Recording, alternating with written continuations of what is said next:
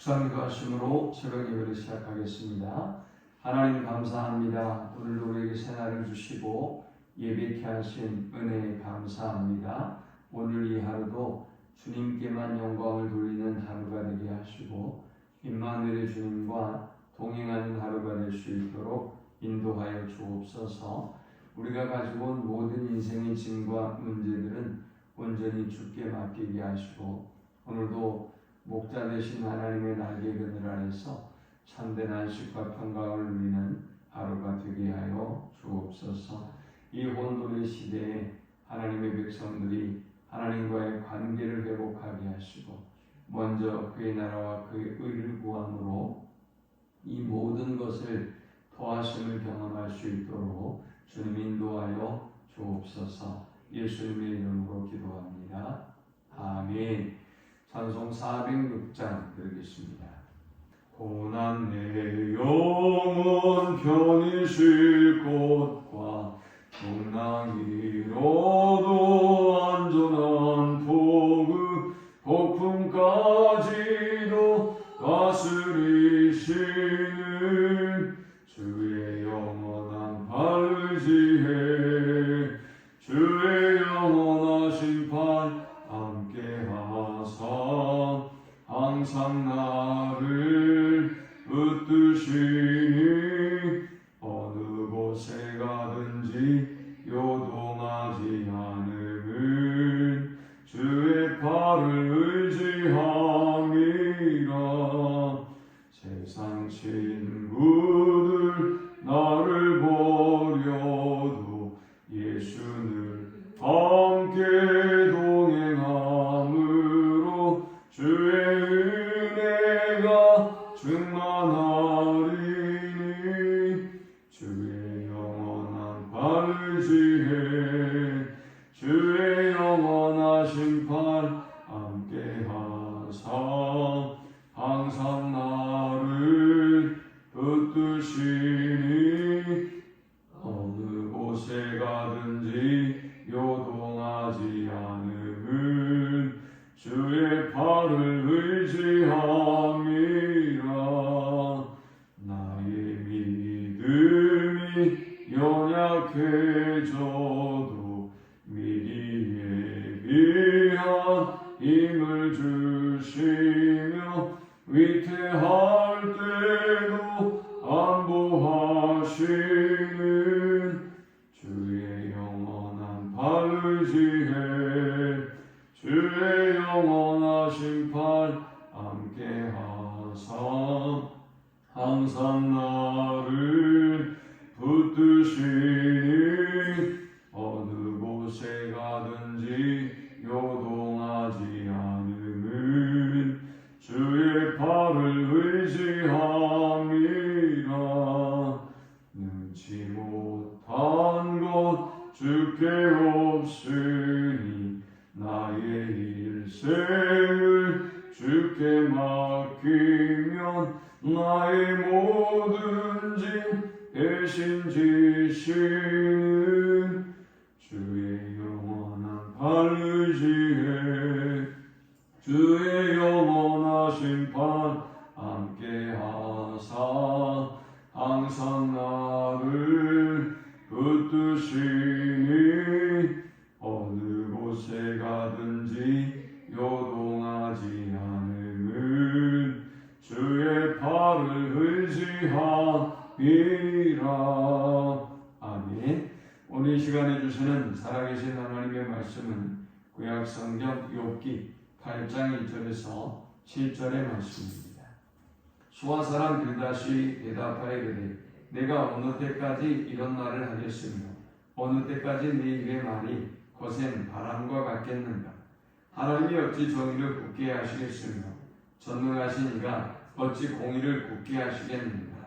내 자녀들이 주께 죄를 지었으므로 주께서 그들을 그 죄에 버려두셨나니 내가 만일 하나님을 찾으며 전능하신 이에게 간구하고 또 청결하고 정직하며 반드시 너를 돌보시고 내 의로운 초소를 평안하게 하실 것이라.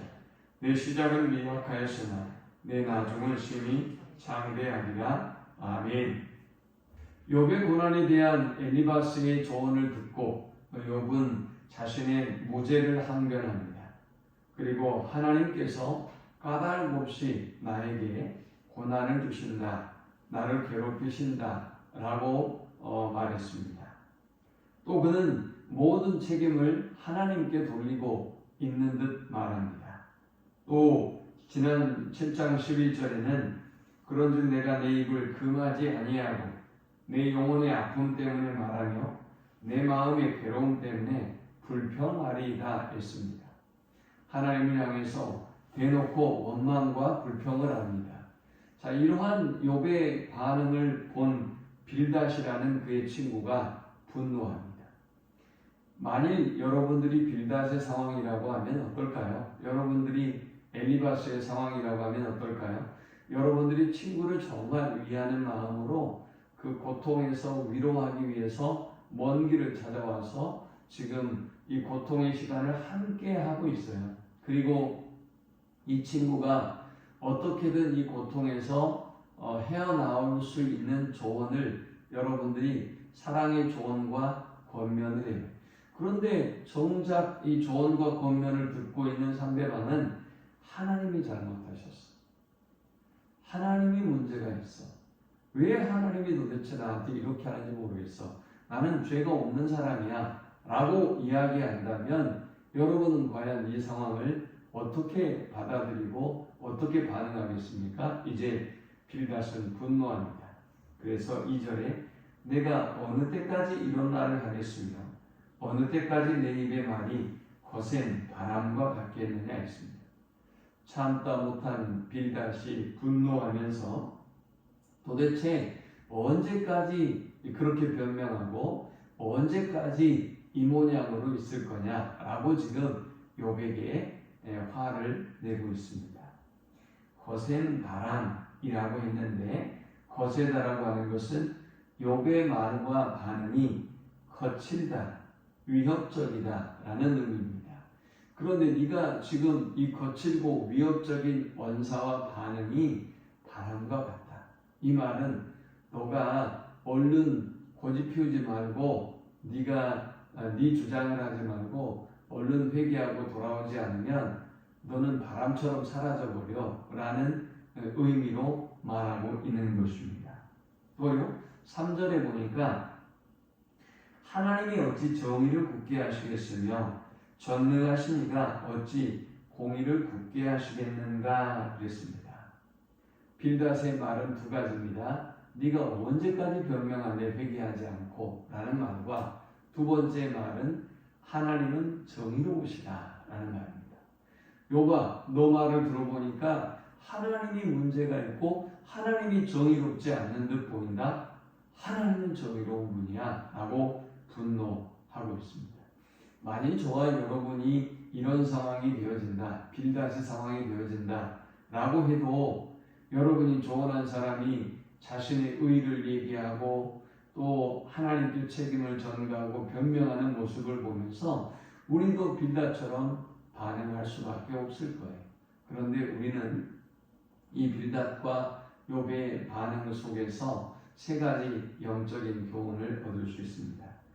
이 본문이 주는 첫 번째 영적 교훈은 거룩한 분노로 분별력을 잃지 않게 하라라는 것입니다. 지금 빌닷이 분노한 이유는 뭡니까? 욥의 이 변명에 분노한 것입니다. 하나님이 공의롭지 못하다. 하나님이 정의로운 분이다. 하나님이 까닭 없이 욥을 괴롭힌다.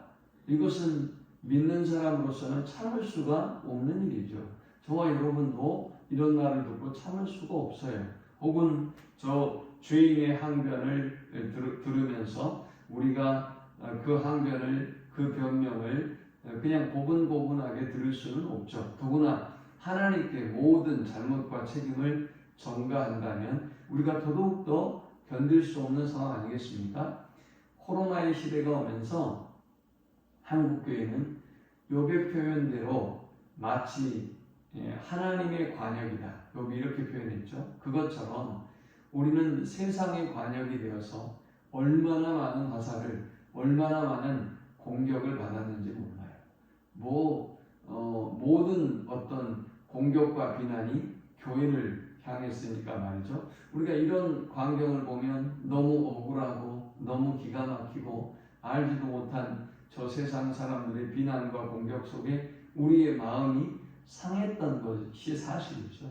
그리고 우리의 개인적인 삶 속에서도 여러분들이 하나님의 편에 서서 교회의 편에 서서 또 거룩한 무리의 편에 서서 우리가 이렇게 분노를 느낄 때가 있어요. 이런 걸 거룩한 분노라고 하는, 하나님의 편에 선 분노, 또 하나님의 나라를 향한 분노, 이런 분노를 거룩한 분노라고 하는데요. 자, 이 거룩한 분노까지는 괜찮아요. 그런데 문제는 뭡니까? 이 거룩한 분노로 인하여 영적인 분별력을 잃어버리면 안 된다라는 것입니다. 3절에 보니까 하나님이 어찌 정의를 굳게 하시겠으며 전능하신 이가 어찌 공의를 굳게 하시겠는가. 내 자녀들이 주께 죄를 지었으므로 주께서 그들을 그 죄에 버려두셨나니. 하나님을 위한 하나님 편에 선 거룩한 분노 때문에 지나친 감정에 빠졌고요. 그러다 보니 욥을 위하여 조언한다고 지금 빌닷이 조언하면서도 욥의 마음을 헤집어파는, 욥을 더욱더 고통스럽게 만드는 조언을 하게 되었다는 것입니다. 그러므로 우리는 거룩한 분노로 인하여 분별력을 잃지 않도록, 영적 분별력을 잃지 아니하도록 우리는 차가운 판단, 차가운 지성적이고도 이성적인 판단을 해야 하는 것입니다. 이 본문이 주는 두 번째 영적 교훈은 결과로부터 원인을 추론하는 오류를 삼가하라라는 것입니다. 우리나라 말에 그런 말 있죠. 아니 땐 굴뚝에 연기 나랴. 근데 이 말은 매우 위험한 말이에요. 왜냐하면 이 말이 논리적으로 굉장히 많은 오류를 범할 수 있기 때문이죠. 자, 먼저 생각해 볼까요? 그렇다면 연기나는 모든 굴뚝은 아궁이에 불을 지핀다라는 말이겠죠? 그러나 연기나는 모든 굴뚝이라 할지라도 반드시 아궁이에 불을 지피는 것은 아닙니다.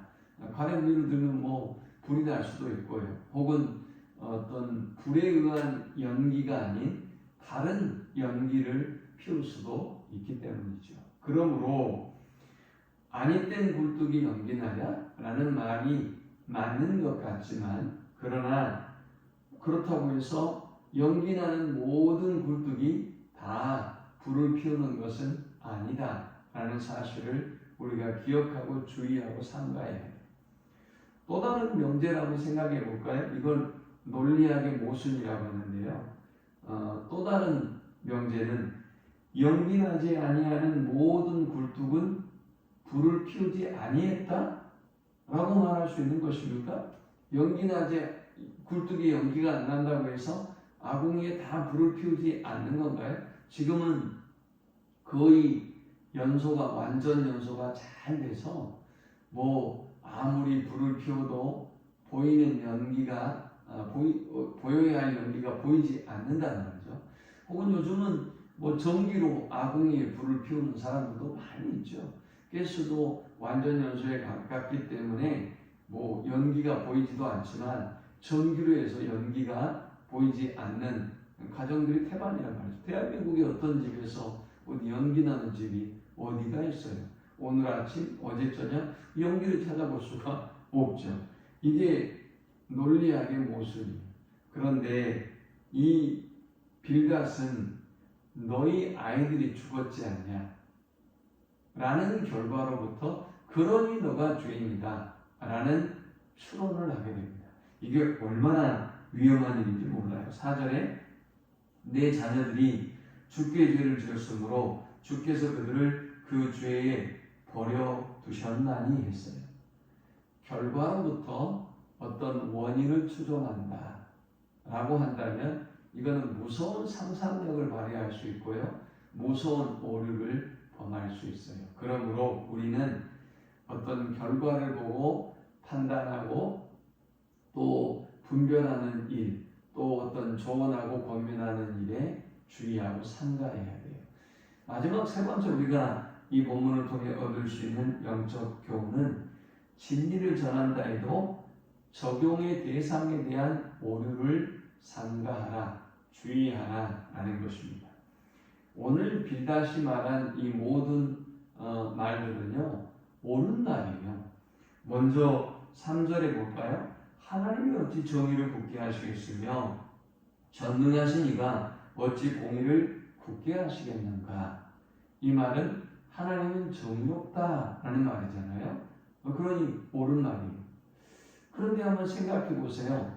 하나님도 정의롭지만 욥도 정의롭다고 생각한다면 하나님도 정의롭지만 욥도 의롭고 정의로울 수 있다고 생각했다면 이런 문제가 발생하지 않았을 거예요. 그런데 하나님은 정의로운데 욥 네가 자꾸 너가 의롭다고 하니 정의롭다고 하니 하나님이 맞든지 네가 틀리든지 하나님이 틀리든지 네가 틀리든지 둘 중에 하나라고 하는 논리를 펼쳐가니까 이렇게 엄청나게 잘못된 결론에 도달하게 된 것입니다. 그러나 그가 하고 있는 이 명제 말까지 틀린 건 아니에요. 하나님은 공의로운 분이에요. 또요 5절과 6절에 보니까 내가 만일 하나님을 찾으며 전능하신 이에게 간구하고 또 청결하고 정직하면 반드시 너를 돌보시고 내 의로운 처소를 평안하게 하실 것이라. 이 말씀도 맞는 말씀이죠. 이 말씀도 맞는 말씀이에요. 그러나 문제는 뭡니까? 네가 회개하고 하나님께 돌아오면 하나님이 전능하신 하나님이 너를 돌보시고 너에게 평안을 주실 거야 라는 말이에요. 그러면 무슨 얘기죠? 욥이 죄인이라는 것이고 죄인이라는 것을 전제하는 것이고 회개를 전제하기 때문에 그가 하는 말은 맞지만 그가 전하는 하나님의 뜻은 옳지만 그러나 대상이 잘못 선택된 그런 오류를 범한 것이죠. 아프지 않은 사람한테 약을 먹이려고 하는 것과 똑같은 거예요. 자, 7절의 말씀은 유명한 말씀이죠. 내 시작은 미약하였으나 내 나중을 심히 장대하리라. 어떤 분들은 이 말을 욥이 사용했다면 좋은 말인데 욥의 친구들이 잘못 조언하고 있는 욥의 친구들이 있기 때문에 이 말씀은 사용하면 안 된다. 기복신앙의 결과로 자꾸 이 말씀을 사용한다라고 하지만 사실 이 말씀은 맞는 말씀이죠. 왜요? 아브라함을 생각해 보세요. 시작은 미약했지만 나중을 심히 창대하게 하셨어요. 이삭을 보세요. 야곱을 보세요. 그들은 미약했지만 그러나 하나님께서 이스라엘이 되게 하시고 창대하게 하셨어요. 요셉을 보십시오. 시작은 미약했어요. 그러나 심히 창대한 결과를 보게 됩니다. 그러니 우리의 시작은 미약할 수 있지만 그러나 나중은 심히 창대한 것입니다. 이 말씀이 틀린 말씀이 아니에요. 이 말씀은 성경적이고 옳은 말씀이며 명제예요. 그러나 문제는 뭡니까? 이 말씀도 전제적 조건을 가지고 있는 거예요. 욥이 죄인이라는 사실, 그리고 그것을 인정해야 된다는 사실, 그리고 거기서 회개했을 때 너에게 가능성이 있고 하나님이 지금이라도 회개하면 하나님이 너를 축복해 주실 거야 라는 말씀이거든요. 그러므로 여러분 우리는 빌닷처럼 진리를 전한다고 전하지만 여러분이 옳은 말을 한다고 할 수는 있지만 그러나 대상이 적합한가? 맞는가를 우리가 생각해 보면서 조언을 하고 권면을 해야 하는 것입니다. 이 말씀을 기억하면서 항상 영적으로 겸손하고 영적인 분별력을 가지고 우리가 함부로 하나님의 뜻, 하나님의 말씀을 정의하고 전하는 일에 주의해야 해요. 삼가해야 해요. 그래서 항상 여러분들이 생명을 살리는 말씀, 또 여러분들이 영적인 일들을 새롭게 회복하고 살리는 일에 쓰임받는 인생, 또 그런 사람들이 다 되실 수 있기를 주 이름으로 간절히 축원합니다. 하나님 감사합니다. 귀한 말씀을 통해서 은혜 받고 깨닫게 하심을 참으로 감사합니다.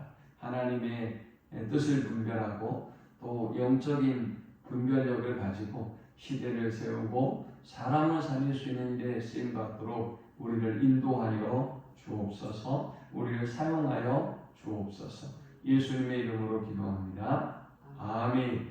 지금 우리 주 예수 그리스도의 크신 은혜와 성부 하나님의 극진한 사랑과 성령의 노보교통 충만케 하시니 영적인 분별력을 가지고 시대를 깨우고 시대를 살리는 일을 위하여 쓰임받기를 소망하는 모든 주의 백성들의 머리 위에 이제부터 영원토록 함께 있을지어다.